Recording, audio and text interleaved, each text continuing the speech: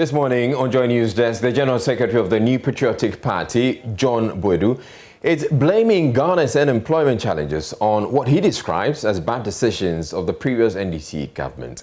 The National Road Safety Authority says it is planning to reintroduce the mandatory toll levy as part of measures to improve road safety. So somebody saying that we haven't taken care of, or perhaps focused on the target vehicles is wrong. Because they are paying higher. Okay, so while the others are paying smaller. So we have categorized them into based on the vehicle's capacity. But a section of the public are against the levy. At least an option to just gear off the main road, and that will solve all these kind of problems. But to levy us again, my brother, is too much. The minority in Parliament is currently discussing delays in releasing the Common Fund. Will go live to Parliament in a bit. So this is News Desk. I'm Israel Lai. Stay tuned in.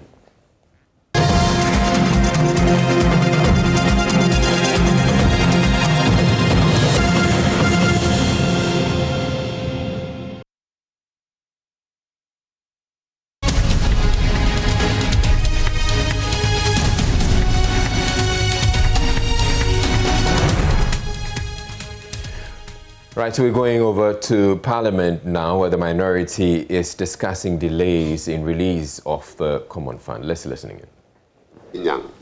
Yeah, who say abenyi aye nadwen say sika SSA or the District Assembly Common Fund. Now what they call assemblies now one so they aye one humano on pesa or the call or the Nico Chromotia team sika no so pesa ojemu ema won. Na asefem pa so what share share edaho se afibia wuje sika no obosom ya biasa bia na wayi emu nchichem oha nchichem anum no now they ama District Assembly Common Fund. Ministry of Finance say one day so wojija wo betwen abosom ya biasa achibiom ansa na watimi asese won homa ne ade edisika na ko nne abefo computer brace we dey na nke yehwe say wajije sika na give me and I wode ye adwuma anko wajije sika na abroso ana otwe bien obosome baako de na watimi aye wo reconciliation asese bibia ehu amount a SSA wode koma district assemblies now they akọ adofo no hwe na nse ya covid ba ya aban ekoje IMF sika bosia kese ejije sika bebre so wode be fight wode be ko atia covid no. Right, so that's the live feed from the Minorities News Conference on delays in the release of the Common Fund. They're addressing the account journalists, but we'll go back and take some more of that feed a little later on. But right now, the National Road Safety Authority says it will reintroduce the mandatory road toll levy as part of measures to improve road safety. The Director of Planning and Programs, David Adonting, says the plan is to impose a mandatory levy on all owners and persons in charge of motor vehicles for the purpose of towing broken down or disabled vehicles on the roads. The government cancelled the proposed road toll levy in 2017 following public uproar, but the NRSA insists the mandatory levy will improve road safety. Mr. Adonting, however, says the authority is open to ideas on how to improve the initiative. The plan is that if Ghanaians should accept this proposal, it means that in the whole year, perhaps your vehicle category is in a saloon, less than 2,000 cc, perhaps a certain amount, 10 cedis, 20 cedis, for example. Do you have an amount in mind? In fact, Parliament passed the fees, the road safety fees. Unfortunately, I don't have it here, but Parliament passed it. And that's what we said, that was ranging between 5 Ghana cedis to, I think, 150 Ghana cedis or so, which means that it is more or it's higher as vehicles grow from the lowest category to the top category. So somebody saying that we haven't taken care of, or perhaps focused on the target vehicles is wrong. Because they are paying higher. Okay, so while the others are paying smaller. So we have categorized them into based on the vehicle's capacity. So we are all not paying the same. Once you have done that, the whole year, wherever your vehicle breaks down, just call for the service. And it will be said that it will be near you. it will be removed, transported to a safer location, fenced, secured. We watch over it overnight. Your items and whatever, and you will be given the opportunity to repair in case you need that repair. Beyond that, if it is an assistance, you can have a road assistance. I think there are a lot of people who have not faced this problem before, where your vehicle breaks down on a highway, in a secure area where you don't have any service. If you are not careful, you will sell everything around you to go for help. We are going to help you so that we provide all the necessary. In some jurisdictions, we are considering giving you even a vehicle facility to take you to your home safely, whilst we work on the vehicle for you. It is a service that is provided in most countries. Now, having done that, what we expect the service provider to do is that we have given you terms and conditions. You would not fail, because the sanction mechanism is so huge that if you should fail to perform, we'll revoke your license and perhaps even a lot more penalties for you to redeem yourself, which means that we will it will be assured, Ghanaians will be assured of quality service. Oh. It is not the kind of service that you call the service and they tell you cannot be reached, or you can no. Now, calling into the AM show, where Mr. Adontin spoke, disagreed with the directive, insisting the NRSA should rather tow vehicles and surcharge vehicle owners. You go there, they'll give you paracetamol, and then they'll write prescription for you. Meanwhile, there are two forms that they're giving you drugs that are very expensive. Yeah. Meanwhile, they are going to claim that one. Then you, the patient, you are still paying over there up front again. Okay. You see, so this country is like that. You know, a lot of things are going on. If you're not careful, my brother, one day something will happen. I want the safety officer to have a very critical look at something. You see, I don't know. Their campaign should start from assessing our trunk roads. The driver make a very good point. You see, when you look at the design of our roads, they pride these heavy loads, trucks, on these stretches where we don't have enough parking spaces. You see, in the design of our roads, we should take into consideration of that. That when any time a driver or a heavy-duty truck spoil, he has at least an option to just veer off the main road, and that will solve all these kind of problems. But to levy us again, my brother, is too much. Okay. Like the earlier callers were saying. So at least, and even if this thing should come into force, at least they are going to find money, get a now space where they will tow these cars to. That one is even at a cost. So why do they champion us? Champion that at least the design of our roads should be such that at least you have those parking spaces along the changes, so that when you develop a Ford, at least even if you don't have money to tow, you can just get people push and then you go and then you park over there so that the road will be hard. Okay.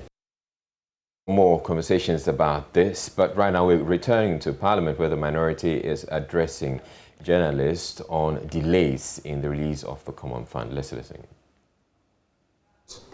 They don't add it. So they are already stealing 5% of revenue that is supposed to go to the District Assembly's Common Fund through cocoa receipts. Now, oil receipts, they are not added. The little that you also giving through taxes to that one too, you are taking it away from the District Assembly's Common Fund. I think this is what we have, all of us as Ghanaians, have to condemn. Thank you very much. We'll take few questions. Let's take 2 minutes. We'll take few questions, and then we know, as the leader has categorized, we'll take 2 from the English and then 2 from Akan. Honorable Ampemnyako, Okasai, the ranking member, Okasano, watch a free bra, Besine, this Assembly Common Fund, young fan Koema, a Juma was a Kosovo, this Assembly, and Kosunti, a Kamia said, Mojuma said, members of Parliament in the crown, and said, then Dimusa. Now, Mona Mukuta to me no, and Rashibiyoma, Mode Passe, funds be our, including the budget.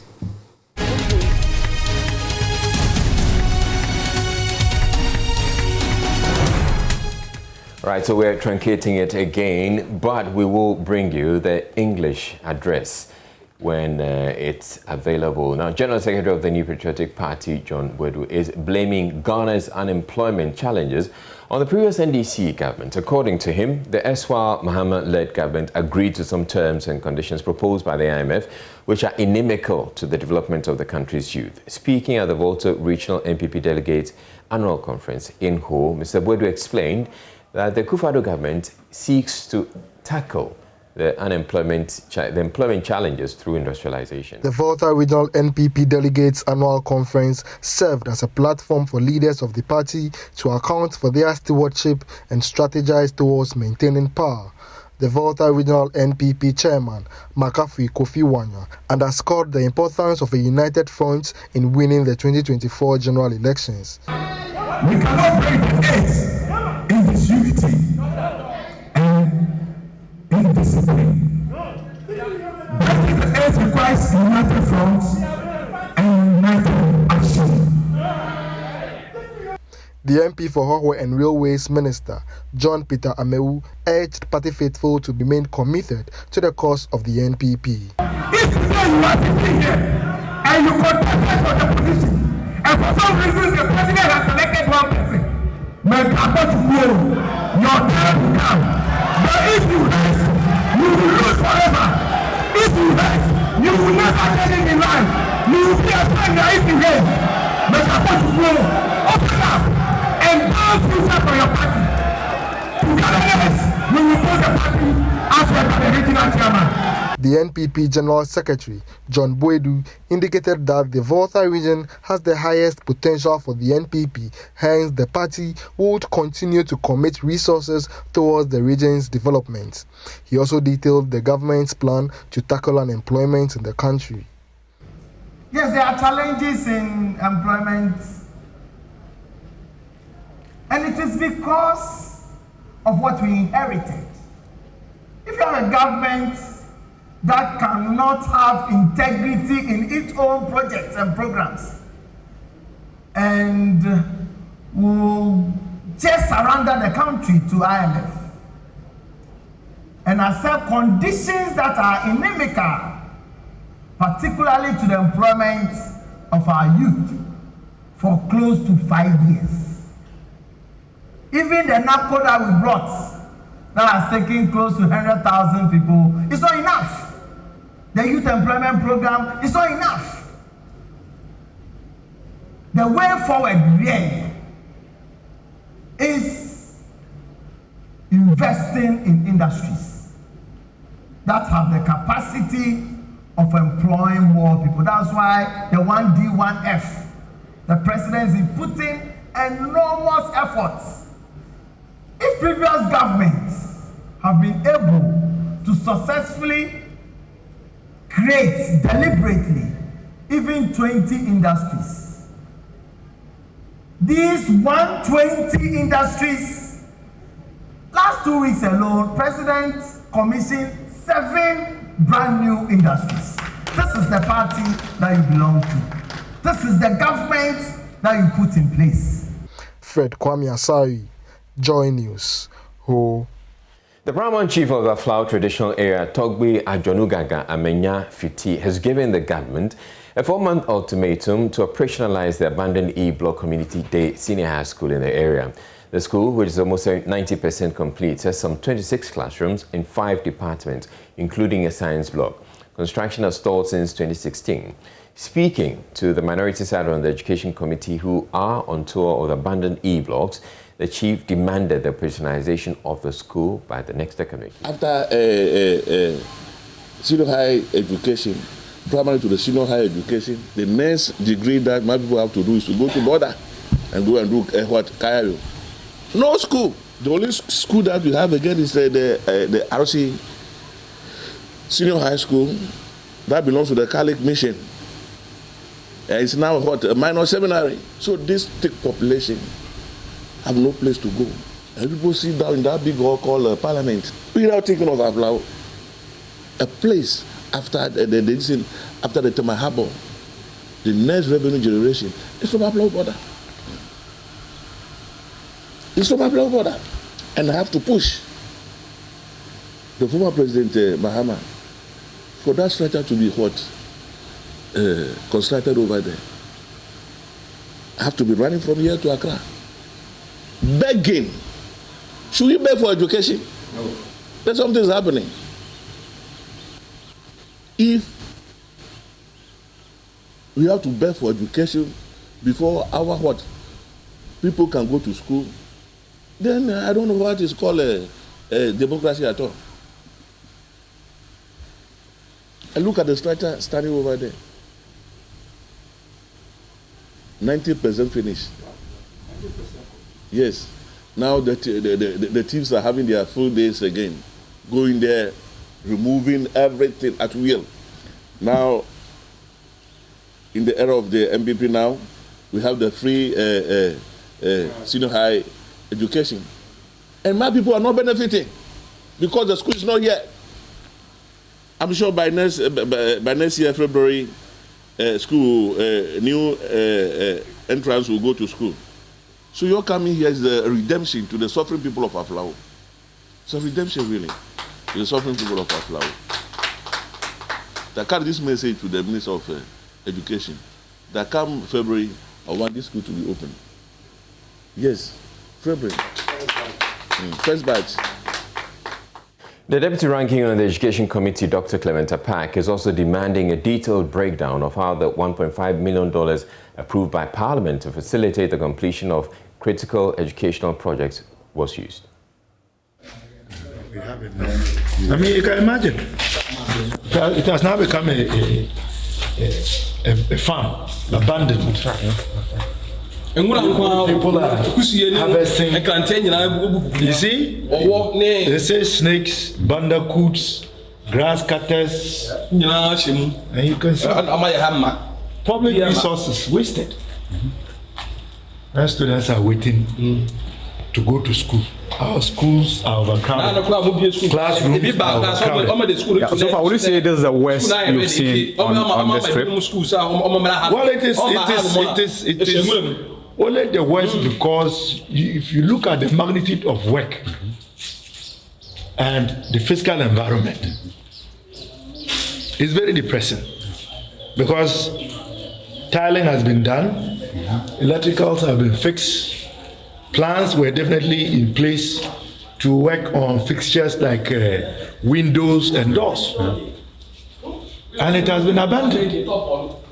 And we are being told that the last time a contractor showed up here was 3 years ago.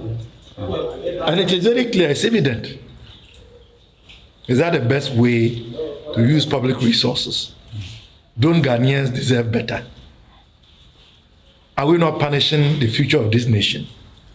Is it okay for us to have overcrowded schools when we have schools that can take in excess of 1,000 students each?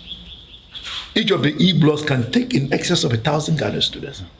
Imagine the pressure that will take off in terms of the current available educational infrastructure, struggling to contain 1.2 million students. And what does the GET Fund securitize 1.5 billion being used for?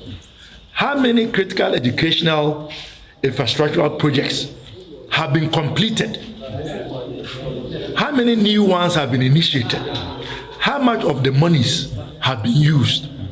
Is it the case that the state needs more money? And if so, shouldn't there be accountability for us to know? Watching news as we're taking a break. We'll be back with you in a bit. Stay tuned in. To that news conference by the minority, and it's addressed by Benjamin Bodo.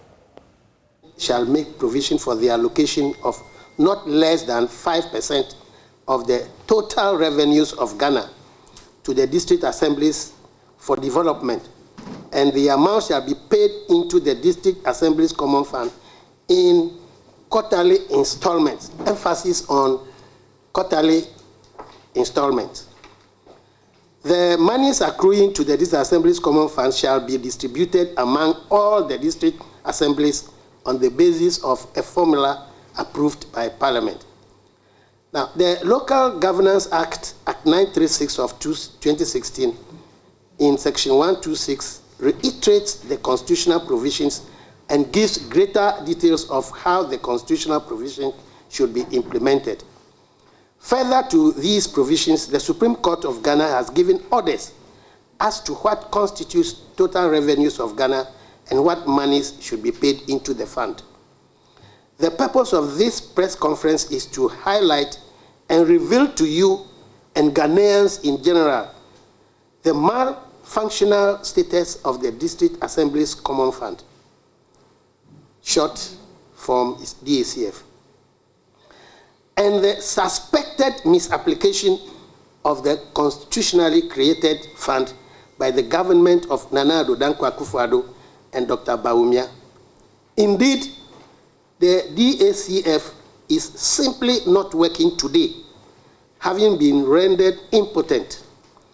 The monies due to the fund have not been given to the fund to enable it to carry out its mandate as abundantly outlined by the Constitution and the relevant act.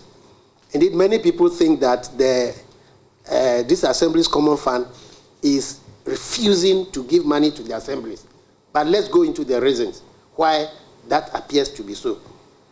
One, difficulties of the management of the DACF. One, underfunding of the District Assembly's Common Fund. This government has persistently done everything possible to deprive the District Assembly's Common Fund of the needed funds for the discharge of its constitutionally mandated duties. Amounts due to the DACF were under-provided for and owed to the fund for 2017 and 2018. The debts were partly settled in 2020 with monies borrowed during the COVID-19 intervention period.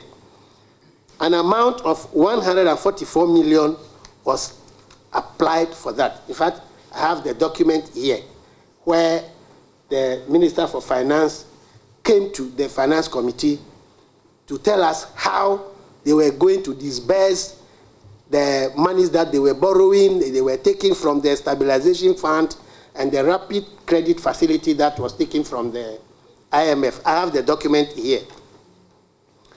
Prior to this, the government introduced the Earmarked Funds Capping and Realignment Act, under which the Common Fund was listed as those funds that should be capped so as to retain funds for the central government spending.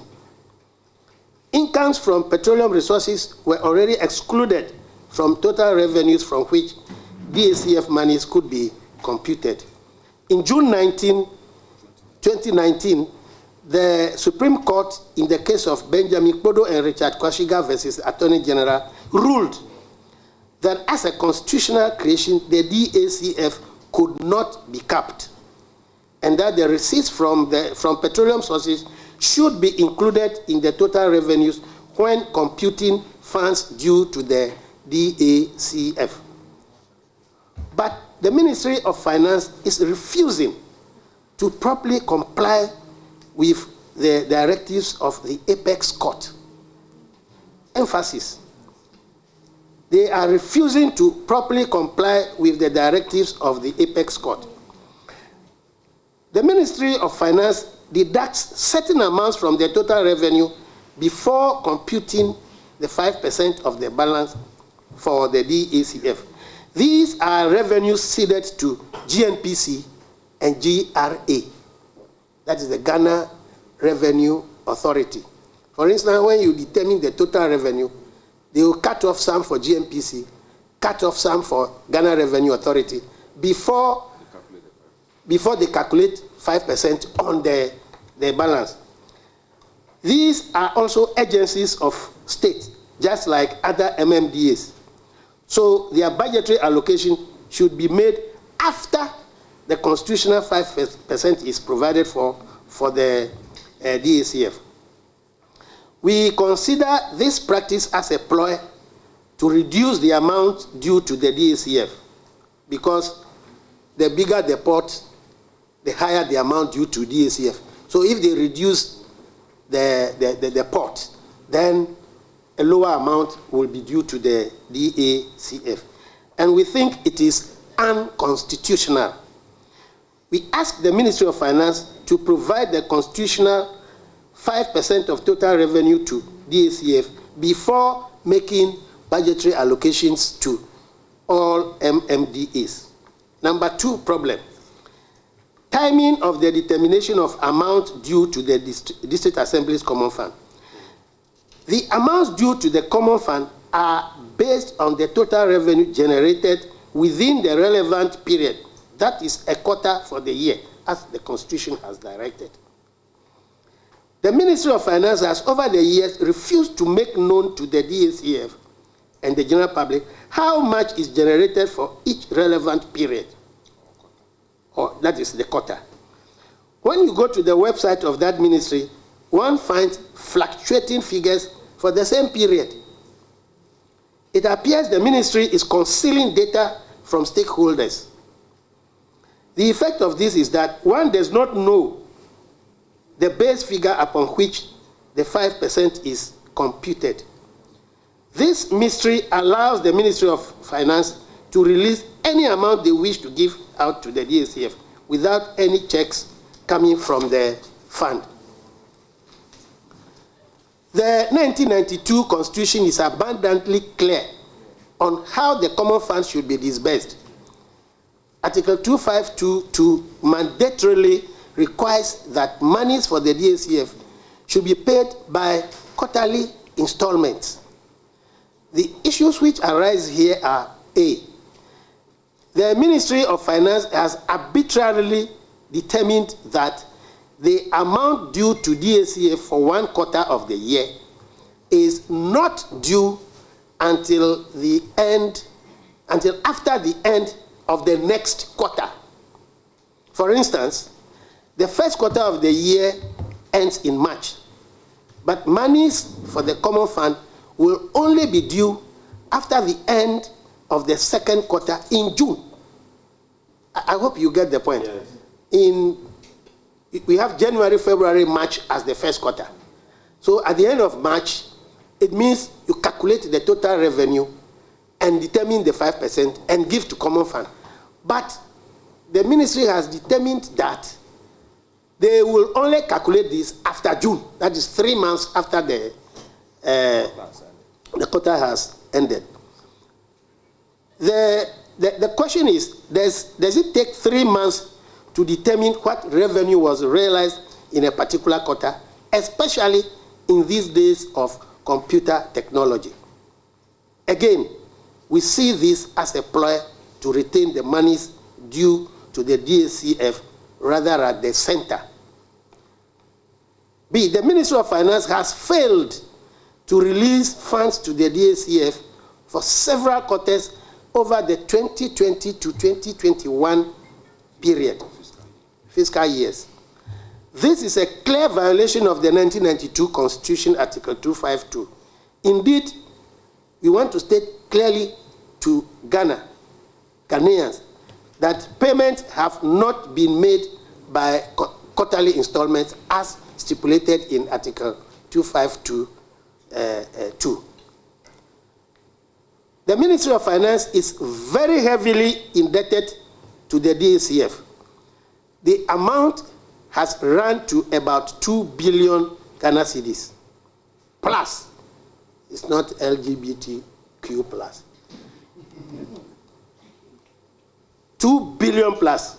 That is what amount the Ministry of Finance is owing to this Assembly's Common Fund. And it's made up as follows. In 2019, the amount owed is 700 million Ghana cedis. That is per the Auditor General's report. In 2020, we've done the calculation. The Ministry of Finance is owing the Common Fund 587 million plus. And 2021, where nothing has been paid, the estimates for first and second quarter only, based on their own figures, the amount they are owing is 884 million Ghana cedis. when you add this, it is indeed 2,170 million, which the Ministry of Finance is owing the Disassemblies Common Fund. In that case, where will they get money to send to the district, who municipal assembly or other constituency? There's something very curious we want to draw your attention to. There's a release letter issued by the Ministry of Finance which indicated an amount of 434,587,416 Ghana cedis for the fourth quarter of 2020. This amount was lower by 210.3 million than the amount computed by the same Ministry of Finance, by which the allocation should have been 644,888,755 Ghana cedis by their own computation. You see, what they did was that for October, November, December, they themselves computed the figures on a monthly basis. So when you add those three figures, the total is 6. Yes, no. What I'm saying is that they computed the 5%. All right, for October, 5% for November, 5% for December. So when you add the amount, it will give you 644.8 or 0.9 million Ghana cedis. But in releasing the funds to the money to the fund, they quoted 434, which means they cut off 210 million of the fourth quarter releases to the DSCF. During reconciliations, the chief director of the ministry stated to me personally that the ministry did not release the full amount because that would have exceeded the legally appropriated allocation to the DSCF. We realized that that position is not acceptable because if even the correct amount were fully released to the DSCF, that would amount to 1,822,795,315 cedis, which is still lower than the appropriated amount of 2,312,706,550 Ghana cedis for the 2020 financial year. For the whole of 2021, not even a peso has been paid to the DSCF as we sit here. Not even one dime in Ghana is pesos has been paid to the DSCF for the whole of 2021. We have been informed that a release letter was issued for the first quarter for an amount of 434,291,958 Ghana cedis, 21 pesos. But no money has been paid to the DSCF as of today, as we are meeting you now. Therefore, arrears have piled up for 2019, 2020, and 2021. Now, what is the result of all this? The consequence of all this is that the DSCF is unable to release funds to the metropolitan, municipal, and district assemblies for one complete year of their operations. One complete financial year, nothing has been given to the assemblies. Because fourth quarter last year was not released, was not paid. First quarter this year was not paid. Second quarter was not paid. The third quarter has ended, and we are in the last quarter of the year. So nothing has been released for one complete year. You're still on Joy News Desk, and moving on to other stories. On our Joy Clean Ghana campaign, AMA officials have stormed the pigsty operating illegally at Kamara in the Ablekuma South district. For 30 years, residents in the area have had to endure the stench emanating from the pigsty in their vicinity, but lack the courage to report the owners due to family ties. My colleague Judith Awuchitando was with the team and reports owners are now being processed for court. Now, some of the images could be disturbing. These are residential premises, and this is the pigsty, less than 10 meters. You see, so this person will have problem. All of them here, they will feel the stench from this pigsty. And this pigsty have been there for some time now, which is not supposed to be there by our enactment or laws. But have you issued any statement? Yeah, my people have been here several times. They issue several notices, notice upon notice on them. At time you come, you don't even see the owner. At time, by the time you come, they lock the gate. You cannot get access. And you can see how he was behaving there. But he explained when he was having an argument with you that he has not received any notice, that they have not been told anything. He's not telling the truth. We have issued notices upon notices to them.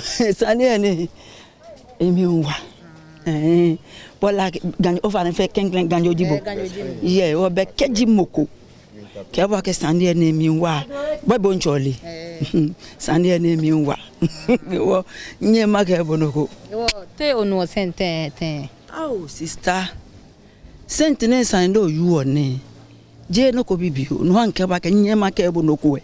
Well, one interesting thing we are realizing here is that a lot of people or a lot of residents are sort of living in fear because they are related to the owners, and so they are afraid to tell us what really is happening, or they're afraid to even report to the AMA or the police to do something about the situation. They've been living in fear for years now, over 30 good years. They're rearing pigs here and the stench is very bad. How does that make you feel as you're selling banku right by? My sister, or no, any kunu for me, or can be good boy, and you. Just there be more complaints, but in female. They are complain, but on country. Now, customers, now, how do they feel? It affects your mom? I'm sure, yes. It affects your mom. It's a self government here, I mean, for about who person here. And what may be you on one? Yeah, okay, that's it. So Anti-Trust is telling us that they have been complaining for a while now, but nothing is being done because they are sort of related to the owners of this place. And this is affecting their business. Their customers complain of the stench when they buy their banku to eat. And so she's praying that the AMA could do something. We are going to court to take an order to close down the pigsty, or they should relocate to a new place. A food premises. And look at where they are preparing food for sale to the public. This seriously compromises food safety laws. So this is a food premises? Yeah, this is a food premises. You can see this is a stew for water or something. Look at the ground. The ground is not cemented. Look at those detrimental articles there, the foul droppings. And this is the fire or the oven. And look at the roof. You see? So this food is not safe. So the owner of this place is right by me, and she doesn't see anything wrong with the situation here, with bed droppings, with the state of the roofing, with the wood shavings and the dirt, and the fact that the place is not cemented at all. She doesn't see anything wrong with it. She's telling the AMA that she is going to clean the place when she's done. But this has been a situation for a while now, and I don't believe that she has been cleaning the place.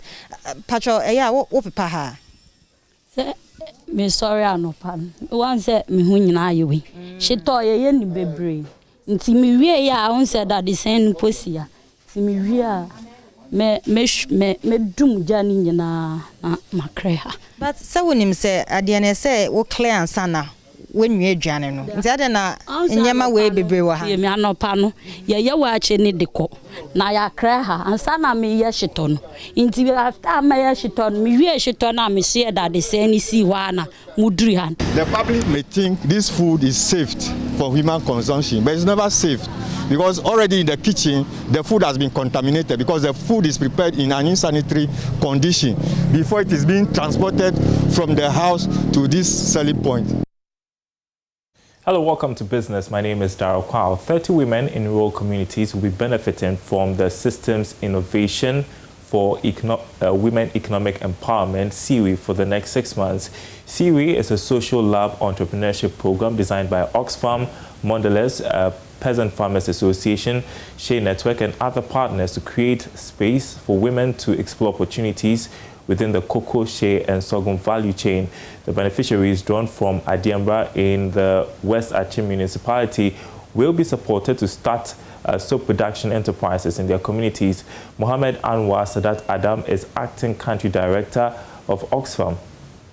We are celebrating rural women. We are here in Adiambra to launch the SIWE program that is going to work with rural women cocoa farmers and addressing some of the challenges that they face in their endeavors in the cocoa value chain. And so specifically working with Cocoa Life, Mondelez, and other stakeholders and the women groups themselves to develop what we call prototypes. And the prototypes are essentially working with the women to understand the challenges, the key challenges that they face in terms of their economic empowerment, and working with the same women to design interventions that are focused on them as women, addressing their peculiar needs in the cocoa value chain and other value chains that we are working in this intervention.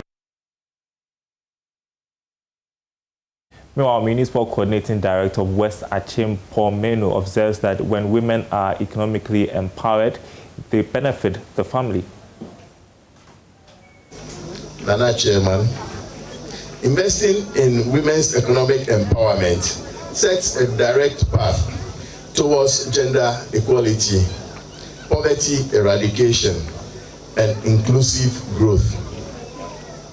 I find this national launch to be very important and has come at the right time when our women need to be empowered economically for development. When women have the right skills and opportunities, they can help businesses and markets grow. Next, let's take you to the Obuasi municipality, where traders at the Kunka market are bemoaning low patronage of their goods. They're blaming it on poor road construction. There is more in this report. The Kunka market, which was commissioned in January 2018, is empty, as most of the traders have left their stalls to sell on the streets. Ekuya Safoa, a trader at the market, laments her food items rot away due to low patronage. This, she says, has affected her profit and is unable to pay for loans taken from the bank. Oh, first, you're beautiful friend, and now you buy a trade. Business was good when the market was first opened, but not these days. The authorities have turned a blind eye on us. We go for loans to work and we are unable to repay them.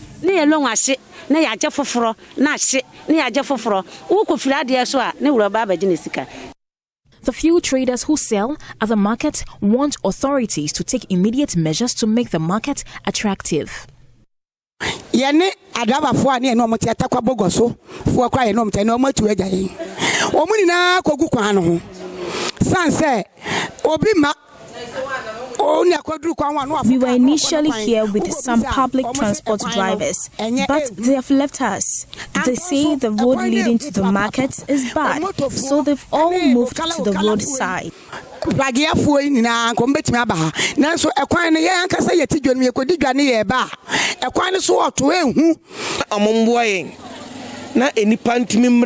the authorities to help us so people can buy from us. They should direct vehicles traveling to the rural areas to come here to load their vehicles so people can buy from us.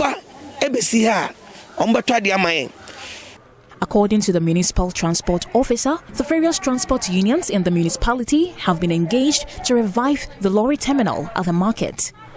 Engineer Scott Nkrumah is the Obuasi Municipal Transport Officer. We are this time going to involve more transport unions so that there will be much competition. You think that you, because of A or B, you cannot work, the other person will be ready to work with us. Currently, we've written the letters to all the villages that here will be their last stop. So we are waiting for our MCD to come and endorse that letter so that letter can go to them for implementation. And that's your business update for now. There's more news on our website, myjoyonline.com/business. Up next is